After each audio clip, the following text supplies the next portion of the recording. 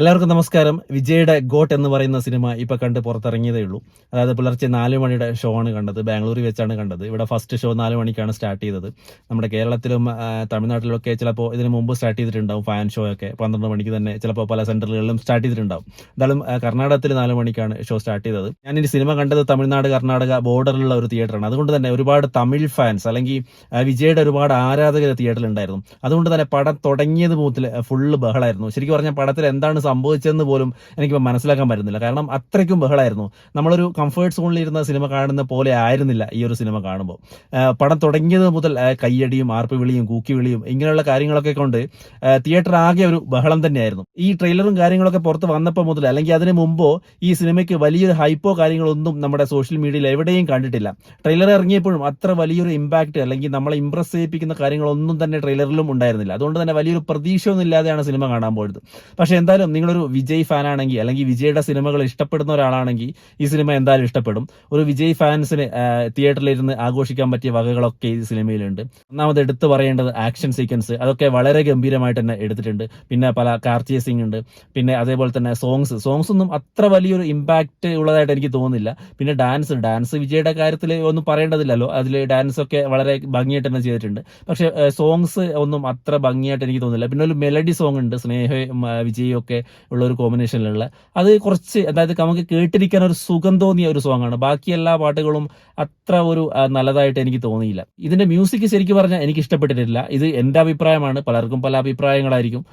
ചിലപ്പോൾ ഇഷ്ടപ്പെടുന്നവരും ഉണ്ടാവും. Background score അത്യാവശ്യം ഒരു എബോവ് എവറേജ് ആ ഒരു കാറ്റഗറിയിൽ നമുക്ക് പെടുത്താം. കാരണം അത്യാവശ്യം ബോറടിപ്പിക്കാത്ത ഓരോ സിറ്റുവേഷനും ചേരുന്ന തരത്തിലുള്ള കാര്യങ്ങളൊക്കെ അതിൽ ഉൾപ്പെടുത്തിയിട്ടുണ്ട്. പിന്നെ എടുത്തു പറയേണ്ടത് ജയറാം, നമ്മുടെ മലയാളത്തിന്റെ ഒരു നടൻ ഇങ്ങനൊരു ഇത്രയും വലിയൊരു സിനിമയിൽ ഭാഗമാകുക എന്ന് പറയുന്നത് തന്നെ വലിയൊരു കാര്യമാണ്. കുറച്ച് ഭാഗങ്ങളിൽ മാത്രമേ ഉള്ളൂ എങ്കിലും ജയറാം അത് വളരെ കൃത്യമായിട്ട് കൈകാര്യം ചെയ്തിട്ടുണ്ട്. നല്ലോണം അഭിനയിച്ചിട്ടുണ്ട്. ആ ഒരു കാര്യങ്ങളൊക്കെ നമുക്ക് തിയേറ്ററിൽ നിന്ന് കണ്ടു കഴിഞ്ഞാൽ മനസ്സിലാവും. പിന്നെ ഈ ഒരു സിനിമ നിങ്ങൾ കാണാൻ പോവുകയാണെങ്കിൽ ഇതൊരു എന്തെങ്കിലും ഒരു വലിയ എക്സ്ട്രാ ഓർഡിനറി അങ്ങനെ ഒരു സംഭവം ഒന്നും വെച്ച് സിനിമ കാണാൻ പോകരുത്. സാധാ ഒരു വിജയ് മൂവി എന്ന് പറഞ്ഞ് നിങ്ങൾ തിയേറ്ററിൽ പോയി കഴിഞ്ഞാൽ ഇത് നിങ്ങൾക്ക് എല്ലാവർക്കും എൻജോയ് ചെയ്യാൻ പറ്റുന്ന ഒരു സിനിമ ആയിരിക്കും. ഒരു ഏവറേജ് അല്ലെങ്കിൽ ഒരു എബോ എവറേജ് കാറ്റഗറിയിൽ പെടുത്താൻ പറ്റുന്ന ഒരു സിനിമയാണ്. അല്ലാതെ ഇതിൽ ഒരു എക്സ്ട്രാ ഓർഡിനറി ആയിട്ട് ഒന്നും തന്നെ ഇല്ല. പിന്നെ എനിക്ക് ഇതിൽ കുറച്ച് നെഗറ്റീവായിട്ട് തോന്നിയ ഒരു കാര്യം, ഇതൊരു വലിയൊരു ബിഗ് ബഡ്ജറ്റ് സിനിമയാണ്.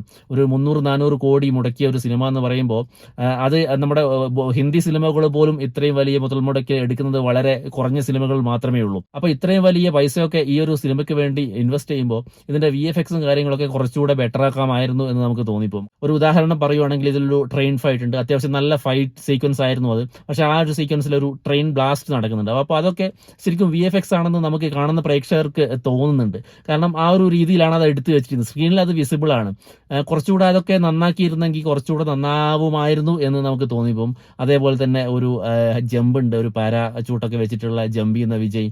അപ്പോൾ അതൊക്കെ ശരിക്കും പറഞ്ഞാൽ നമുക്ക് മനസ്സിലാവുന്നുണ്ട് എന്താണ് ബാക്ക്ഗ്രൗണ്ടിൽ, അതായത് ഒരു VFX ആണ്, ഒരു റിയാലിറ്റി അല്ല എന്നുള്ള ഒരു ബോധം നമുക്ക് സ്ക്രീനിൽ ആ ഒരു ജമ്പിലൊക്കെ നമുക്ക് കാണാൻ സാധിക്കുന്നുണ്ട്. പിന്നെ വേറൊരു കാര്യം, ഈ സിനിമയുടെ ദൈർഘ്യം 3 മണിക്കൂറിൽ കൂടുതലുണ്ട്.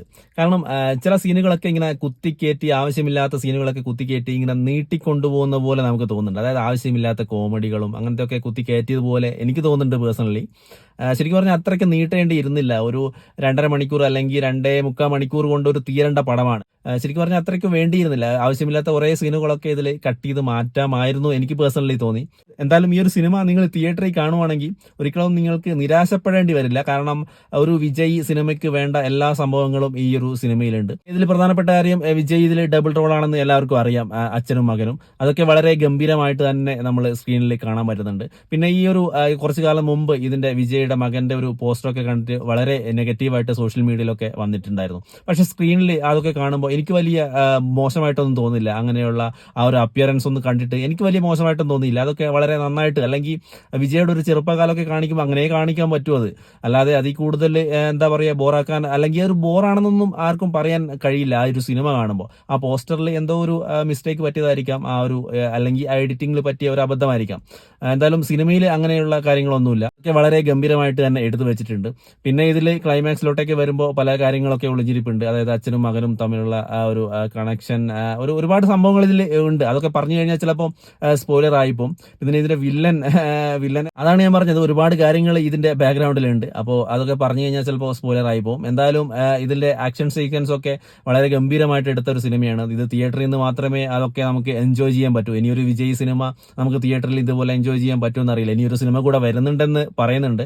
അതെപ്പോഴാണ് റിലീസ് എന്നൊന്നും നമുക്ക് പറയാൻ പറ്റില്ല. അതിനുശേഷം വിജയുടെ സിനിമയൊന്നും ഇതുപോലെ തിയേറ്ററിൽ പോയിട്ട് നമുക്ക് എൻജോയ് ചെയ്യാൻ പറ്റില്ല. എന്തായാലും നിങ്ങളൊരു വിജയ് ഫാൻ ആണെങ്കിൽ, അല്ലെങ്കിൽ വിജയുടെ സിനിമ ഇഷ്ടപ്പെടുന്നവരാണെങ്കിൽ എന്തായാലും തിയേറ്ററിൽ പോയി ഈ സിനിമ കാണാൻ ശ്രമിക്കുക. എന്തായാലും നിരാശപ്പെടില്ല. ഒരു എബോ എവറേജിൽ പെടുന്ന ഒരു സിനിമ തന്നെയാണ്. ഇതിൽ ആക്ഷൻ സീക്വൻസ് ഒക്കെ വളരെ ഗംഭീരമായിട്ട് തന്നെ ഉണ്ടെന്ന് ഞാൻ എടുത്തെടുത്ത് പറയുന്നത്. കാരണം ഒരുപാട് കഷ്ടപ്പെട്ടിട്ടുണ്ട് ഈ ഒരു സിനിമയ്ക്ക് വേണ്ടിയിട്ട് വിജയ് എന്ന് എനിക്ക് തോന്നുന്നുണ്ട്. പിന്നെ നമുക്ക് എല്ലാവർക്കും അറിയാവുന്ന പോലെ ഈ ഒരു സിനിമ തിരുവനന്തപുരത്ത് ഷൂട്ട് ചെയ്തിട്ടുണ്ട്. അപ്പോൾ അതൊക്കെ നമുക്ക് ഇങ്ങനെയായിരുന്നു അത് ഷൂട്ട് ചെയ്തിരുന്നത് നമ്മൾ അത്ഭുതപ്പെട്ടു പോകും അതിന്റെ VFXും കാര്യങ്ങളൊക്കെ വരുമ്പോൾ. കാരണം ഒരുപാട് ബാക്ക്ഗ്രൗണ്ടിലെ ഒരുപാട് ഓഡിയൻസും കാര്യങ്ങളും ഒക്കെ വെച്ചിട്ട് ഇതെങ്ങനെയാണ് ഷൂട്ട് ചെയ്തതെന്ന് പോലും നമ്മൾ അത്ഭുതപ്പെട്ടു. നിങ്ങൾ സിനിമ തിയേറ്ററിൽ പോയി കണ്ടതിന് ശേഷം നിങ്ങളുടെ അഭിപ്രായം എന്തായാലും ഒന്ന് കമന്റ് ചെയ്യുക.